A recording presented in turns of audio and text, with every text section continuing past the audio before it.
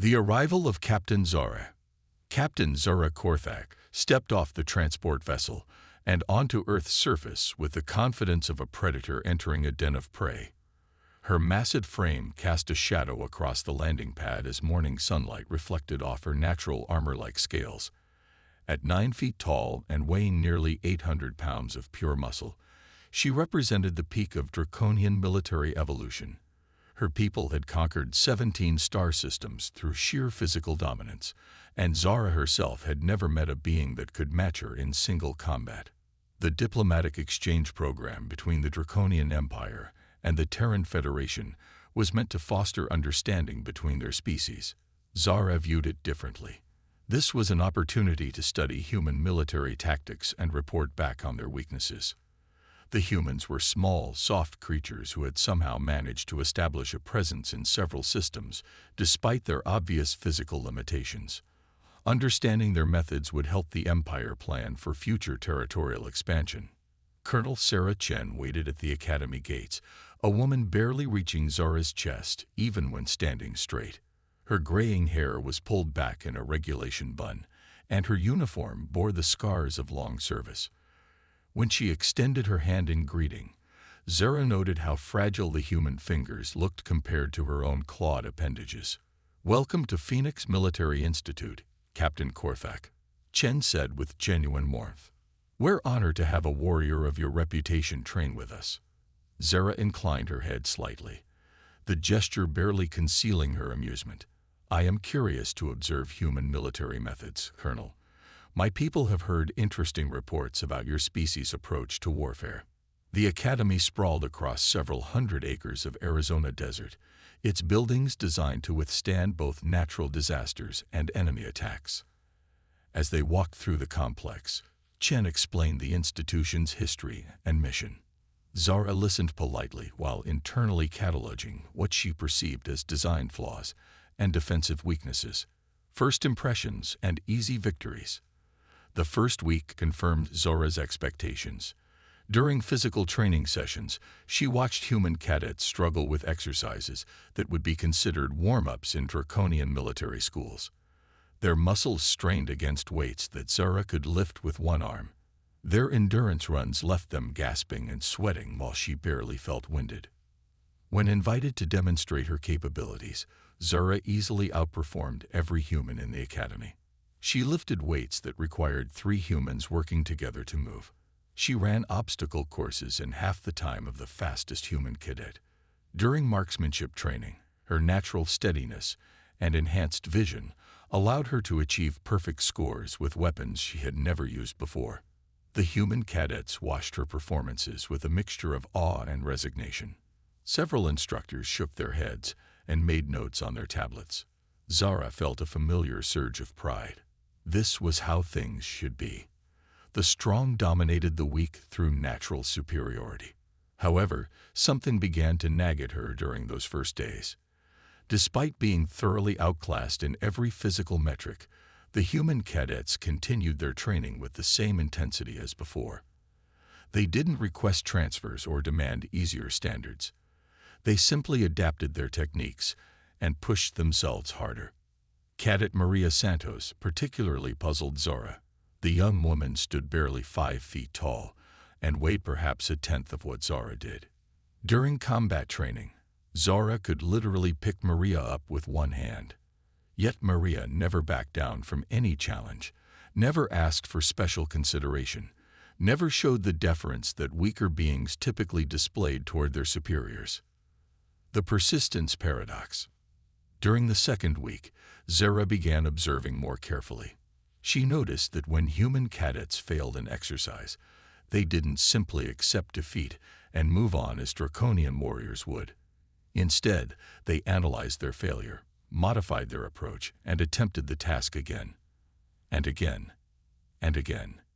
She watched Cadet James Morrison attempt to complete a rope climb exercise for 2 hours straight. His hands were bleeding, his arms shaking with exhaustion, but he kept trying different techniques. When he finally succeeded, his fellow cadets cheered as if he had won a major battle. Zara found their reaction incomprehensible. Why celebrate such a minor achievement that had taken so much unnecessary effort? The tactical classes proved equally bewildering. Professor Williams taught military history with an enthusiasm that bordered on fanaticism. She spoke of human battles where victory had been achieved through persistence rather than superior firepower. The Siege of Leningrad, where humans had endured starvation and bombardment for nearly 3 years rather than surrender. The Battle of Britain, where outnumbered pilots had flown multiple missions daily until their enemies retreated. Numbers and firepower matter. Professor Williams explained to the mixed class of human and alien cadets, but they don't determine the outcome. Will determines the outcome. The side that refuses to quit, that adapts and endures, that finds a way to keep fighting when logic says they should surrender, that side wins. Zara raised her hand. But surely overwhelming force eliminates the need for such persistence. A superior military simply crushes its enemies quickly and efficiently. Professor Williams smiled. Captain, how many systems has the Draconian Empire conquered through military action? 17, Zara replied with pride. And how many of those required extended campaigns? Zara paused. The truth was that most Draconian conquests had been swift affairs. Their superior physical capabilities and advanced technology usually forced quick surrenders from overwhelmed opponents. Most were resolved quickly, she admitted. Exactly. Your empire has never faced an opponent that refused to be defeated. You've never had to dig deep and find reserves of strength you didn't know existed. You've never had to overcome impossible odds through sheer determination. Williams gestured to a wall covered with images from human conflicts. Every one of these battles was won by the side that had less equipment, fewer soldiers, worse positions, but refused to accept defeat. The accident that changed everything. The turning point came during a routine training exercise in the 3rd week. The scenario involved evacuating wounded personnel from a combat zone while under simulated enemy fire. Zara had been assigned to work with a mixed team of human and alien cadets, though she privately considered herself capable of completing the mission single-handedly. The exercise took place in a replica urban environment, complete with damaged buildings and debris-filled streets. Explosive charges simulated incoming artillery, and instructors with paint guns represented enemy snipers. The mission seemed straightforward. Reach the wounded personnel, provide medical aid, and extract them to safety. Everything went wrong within the first 5 minutes. A poorly timed explosive charge brought down part of a building, trapping 2 human cadets under genuine rubble. What had been a training exercise suddenly became a real emergency. The paint guns were immediately put aside as instructors rushed to coordinate a rescue effort. Zara found herself trapped in a partially collapsed room with Cadet Santos and Cadet Thompson. Thompson's leg was pinned under a concrete beam, and the structural damage made the ceiling increasingly unstable. The logical course of action was clear. Leave the injured human and save themselves before the building completely collapsed. Captain, can you lift this beam? Santos asked, already positioning herself to help pull Thompson free. Zara examined the situation. The beam weighed approximately 300 pounds and was wedged at an awkward angle. She could lift it, but doing so might cause further structural collapse. The risk to her own safety was significant. And for what? To save one injured human who was already slowing down their escape. The building is unstable, Zara replied. We should evacuate immediately and call for proper rescue equipment. Santos looked at her with an expression Zara had never seen before. Not fear, not anger, but something that might have been disappointment. We're not leaving him, the small human said simply. The logical choice is to minimize casualties. 1 death is preferable to 3 deaths. Maybe in your logic, Santos replied, moving to examine the beam more closely. But humans don't leave their people behind. Ever. Thompson, despite his obvious pain, managed to speak. Maria, go. Save yourselves. That's an order from a senior cadet. Santos didn't even look at him. Respectfully, sir, shut up. She turned back to Zora. "Captain, I need your help. Not because it's logical or safe or smart. Because it's right." Something in the human's voice made Zora pause. There was no pleading, no bargaining, no appeal to self-interest, just a simple statement of fact. Santos was going to attempt this rescue with or without help, despite the obvious impossibility of success. The ceiling groaned ominously. Dust and debris fell around them. Zara found herself analyzing the situation not as a tactical problem, but as a test of character. What kind of warrior abandoned a fallen comrade? What kind of strength was worth having if it couldn't be used to protect others? Without fully understanding why, Zara positioned herself beside the beam. "When I lift, you pull him out quickly. We will have perhaps 10 seconds before the ceiling comes down." Santos nodded, her small hands gripping Thompson's shoulders. "Ready." Zara lifted with everything she had. The beam rose slowly, accompanied by the sound of shifting concrete and metal. Santos pulled Thompson with surprising strength, dragging him clear just as Zara released the beam and dove toward the exit. They made it out with seconds to spare, the room collapsing completely behind them. Thompson would recover fully, though he would carry scars as reminders of the day. But it was Zora who felt most changed by the experience. Questions without answers. That night, Zora found herself unable to sleep. She kept replaying the rescue in her mind, trying to understand what had happened. By every measure of logic and military doctrine, Santos had made the wrong choice. The risk-to-benefit ratio had been completely unacceptable, yet somehow, the small human's determination had transformed an impossible situation into a successful rescue. More disturbing was Zora's own behavior. Why had she risked her life for a wounded human? Her people valued individual strength and survival above all else. A true draconian warrior would have evacuated alone and reported the casualties as acceptable losses. Yet in that moment, abandoning Thompson had felt not logical, but cowardly. She walked through the academy grounds under Earth's strange star patterns, trying to process what she had experienced. The human concept of loyalty seemed to extend beyond simple pack bonds or hierarchical obligations. It encompassed something larger, something that valued the group's welfare over individual survival calculations. Colonel Chen found her sitting on a bench outside the main building, staring up at the night sky. "Trouble sleeping, Captain?" Zara nodded. "I find myself confused by today's events." Chen sat down beside her, seemingly unbothered by the size difference between them. "The rescue. Yes, Cadet Santos made an irrational choice, yet it somehow led to a positive outcome. I do not understand the mechanism involved." Chen was quiet for a long moment.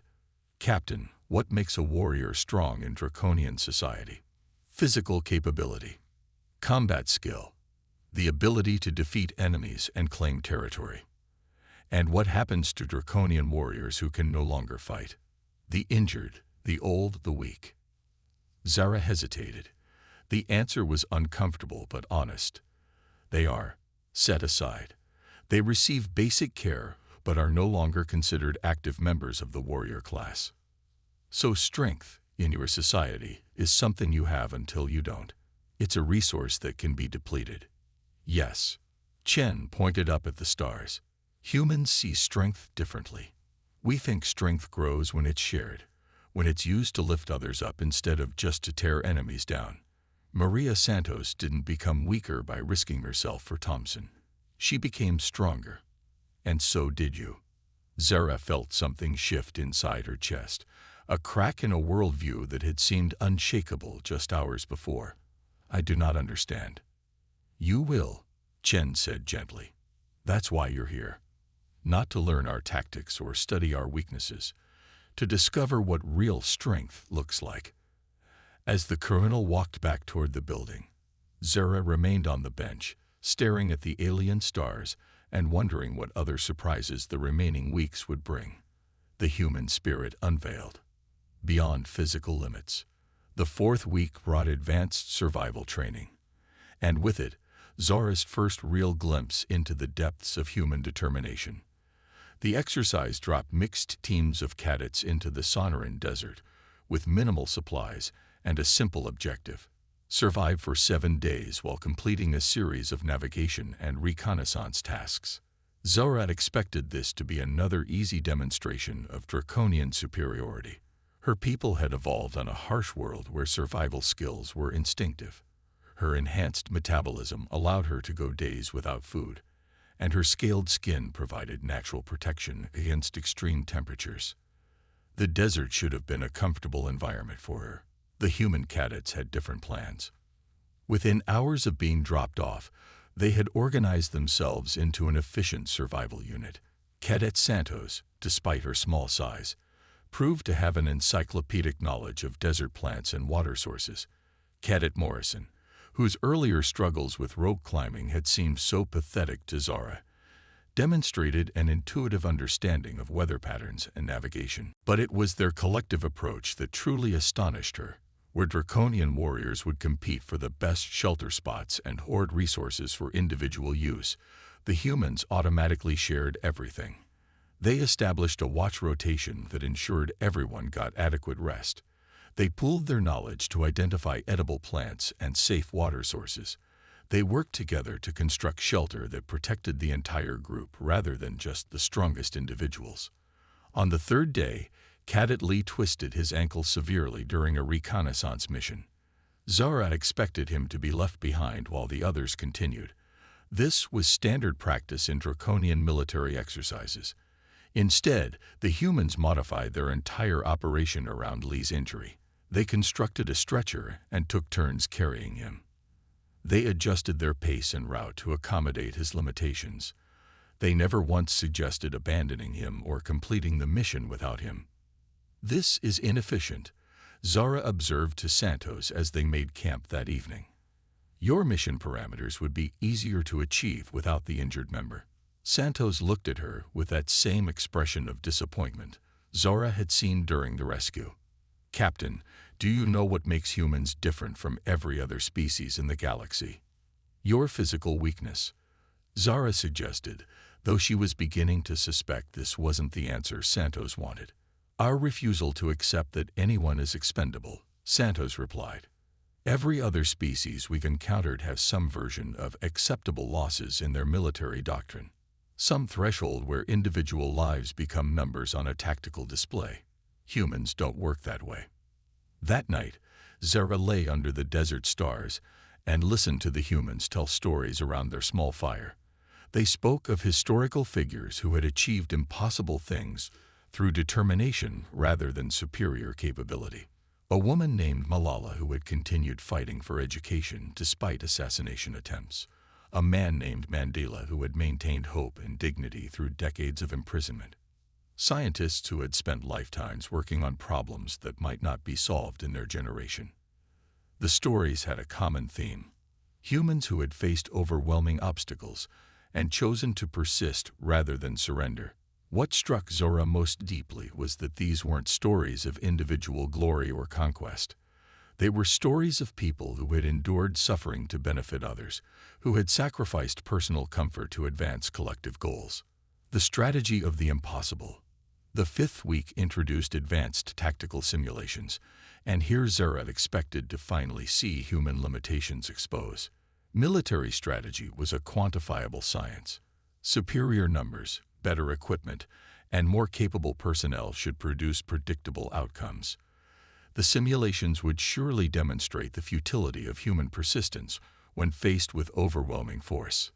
The first scenario pitted Zora's team against a simulated enemy with 3 times their numbers and superior firepower. The objective was to hold a strategic position for as long as possible before inevitable defeat. Zara calculated that a disciplined withdrawal would minimize casualties while preserving forces for future engagements. Her human teammates had different ideas.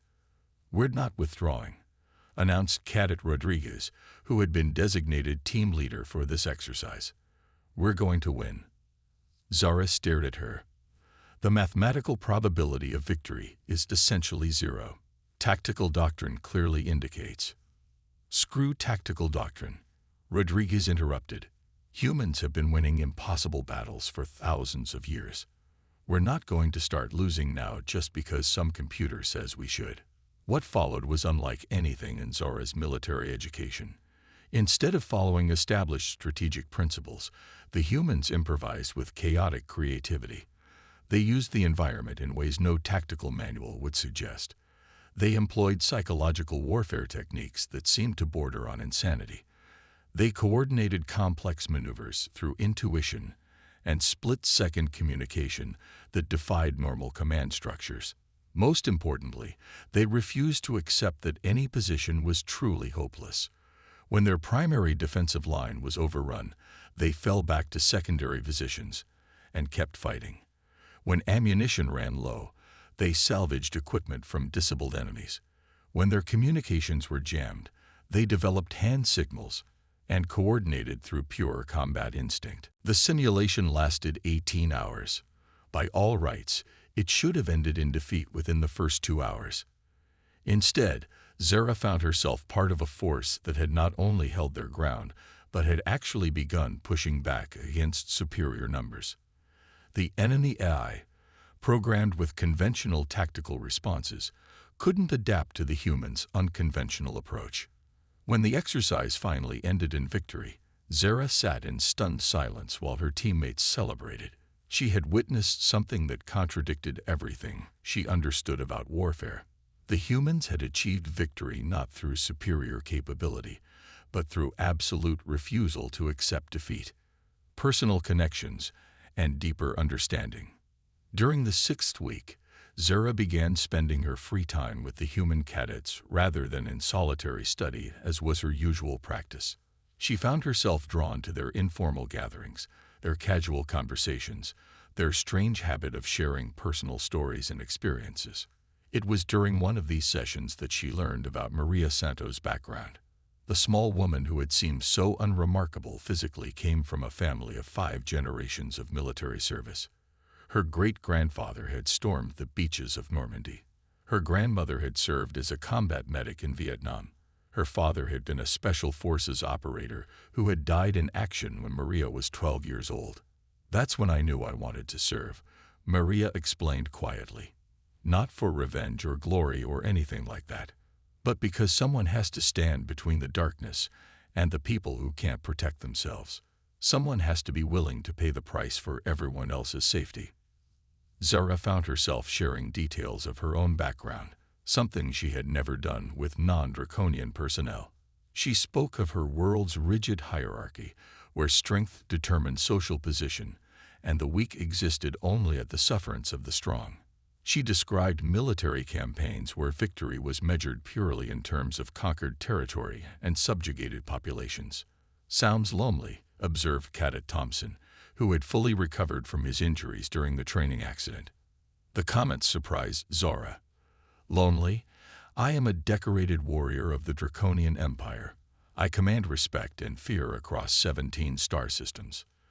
"But do you have friends?" Maria asked gently.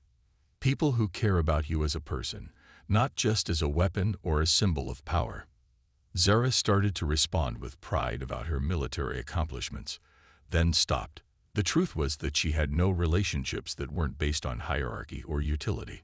Her fellow Draconian warriors respected her combat abilities, but would abandon her without hesitation if she became injured or ineffective. Her subordinates obeyed her orders but felt no personal loyalty. Her superiors valued her results but would replace her immediately if someone more capable emerged. For the first time in her adult life, Zara realized she was profoundly alone. "The humans around this table would die for each other," she said slowly, the words forming as she thought them. "Not because of orders or duty, but because they genuinely care about each other's welfare. This is why you fight so hard, not for conquest or glory, but for each other." "Now you're starting to understand," Maria said with a smile. The final test, the 7th and final week, culminated in a comprehensive war game that would test everything the cadets had learned. The scenario was designed to be unwinnable, a desperate defensive action against overwhelming odds with no possibility of reinforcement or retreat. It was meant to teach lessons about sacrifice, leadership under pressure, and maintaining morale in hopeless situations. Zara found herself appointed as overall commander, with both human and alien cadets under her authority.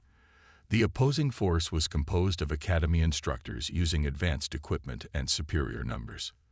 The objective was simple: hold the designated position for as long as possible while protecting civilian evacuees.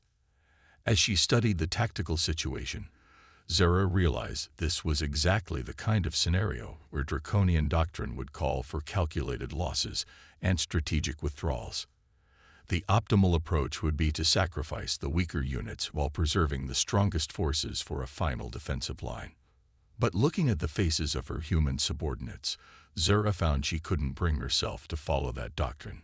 These weren't expendable resources to be consumed in calculated exchanges. They were individuals who trusted her leadership, who would follow her orders even unto death. Captain, Maria Santos approached during the planning phase. "What are your orders?" Zara looked at the tactical display, then at the humans who would be implementing whatever strategy she chose. A new understanding crystallized in her mind, one that had been building throughout her weeks at the academy. "We're going to win," she said simply. "Sir, the scenario parameters indicate."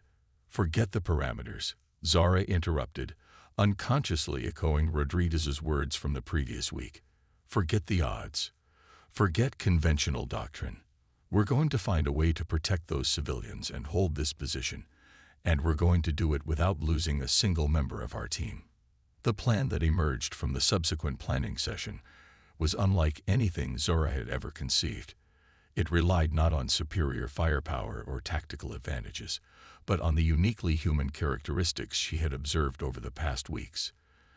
Determination that refused to accept defeat, creativity that found solutions where none should exist, loyalty that transformed individual fighters into something greater than the sum of their parts. The battle lasted 12 hours. The opposing force, expecting conventional resistance, found themselves facing an enemy that adapted faster than they could respond. When their attack patterns were analyzed and countered, the humans developed new defensive configurations. When their equipment advantages were neutralized through creative use of terrain, the humans improvised new weapons from available materials. Most importantly, when individual positions became threatened, the entire force responded as a unified organism. No one was abandoned. No position was sacrificed for tactical advantage. Every human fighter knew that their comrades would move heaven and earth to support them, and that knowledge gave them strength beyond their physical capabilities. The transformation complete. When the war game ended in an unprecedented defensive victory, Zara felt something she had never experienced before. Pride not in her own accomplishments, but in the achievements of those she had led. She watched her human subordinates celebrate not their individual performances, but their collective success. She saw how they immediately checked on wounded teammates, how they shared credit for tactical innovations, how they had transformed a hopeless scenario into a triumph through sheer refusal to accept defeat. Colonel Chen approached as the celebration continued around them. "How do you feel, Captain?" Zara considered the question seriously. "Humbled," she said finally, "and afraid." "Afraid. My people believe that strength comes from individual superiority, that the strong should dominate the weak, that might makes right, that survival belongs to the most capable." She gestured toward the celebrating humans. "But these people have shown me a different kind of strength, one that grows stronger when shared, that finds victory where none should exist, that transforms weakness into power through unity and determination." Chen nodded. "And that frightens you?" "It terrifies me," Zora admitted, "because it means everything my people believe about strength and warfare and survival is wrong. It means we've been conquering systems full of beings who could have been allies instead of subjects. It means we've built an empire on a foundation that will crumble the moment we face an enemy who fights like humans fight." The colonel's expression grew serious. "What will you tell your superiors when you return?" Zara was quiet for a long moment, watching Maria Santos help a wounded teammate despite her own exhaustion, watching Thompson organize medical care for both sides of the exercise, watching Rodriguez plan improvements for future training based on lessons learned. "I will tell them the truth," she said finally. "That humanity is the most dangerous species in the galaxy. Not because of your weapons or your technology or your numbers, but because you refuse to give up, you refuse to abandon each other, and you refuse to accept that any fight is truly hopeless." She paused, then added quietly, "And I will recommend that the Draconian Empire seek alliance with humanity immediately, before someone else realizes what I have learned here." Departure and new understanding. On her final day at Phoenix Military Institute, Zura stood once again at the landing pad where she had arrived 2 months earlier. But she was not the same being who had stepped off that transport with such confidence and arrogance. Her physical capabilities remained unchanged, but her understanding of strength had been fundamentally transformed. The human cadets had gathered to see her off, though such gestures were unknown in draconian military culture. Maria Santos approached with something wrapped in cloth. "A gift," the small human explained, "to remember us by." Zara unwrapped a simple combat knife, obviously well used and carefully maintained. "I cannot accept this. It appears to have significant personal value." "It was my father's," Maria confirmed. "He carried it through 3 combat deployments. I carried it through my training year. Now I want you to carry it, as a reminder that strength isn't about what you can do alone. It's about what you choose to do for others." As her transport prepared for departure, Zara found herself surrounded by humans offering handshakes, embraces, and words of friendship. These gestures of affection toward a being who could easily kill any of them demonstrated a kind of courage that had nothing to do with physical bravery. During the long journey back to Draconian space, Zara composed her report. It would be unlike any intelligence assessment in the Empire's history. Instead of cataloging human weaknesses and vulnerabilities, it would warn of a species whose true strength lay not in their individual capabilities, but in their collective refusal to accept defeat. She wrote of humans who would fight impossible battles because surrender was unthinkable, of soldiers who would sacrifice themselves for comrades without hesitation, of a species that had somehow weaponized hope, determination, and loyalty into forces more powerful than any conventional military technology. Most importantly, she wrote of her own transformation from a warrior who valued only individual strength to someone who understood that true power came from lifting others up rather than tearing them down. The report concluded with a single, stark recommendation: the Draconian Empire must seek immediate alliance with humanity. Any attempt at conquest will result not in victory, but in the forging of an enemy unlike any we have faced. They will not surrender. They will not break. They will not stop coming. And eventually, they will win. As her ship approached Draconian space, Zara touched the knife at her belt and whispered a human phrase she had learned during her final week at the academy: "Leave no one behind." She had arrived at Earth as Captain Zora Korthak, elite warrior of a conquering empire. She was returning as something new, a being who understood that the greatest strength lay not in the power to destroy, but in the courage to protect, to endure, and to never abandon those who counted on you. The humans had taught her that true warriors didn't fight because they were strong. They fought because someone had to, and they refused to let that burden fall on anyone else. And that, she realized, was the most terrifying and inspiring thing she had ever learned.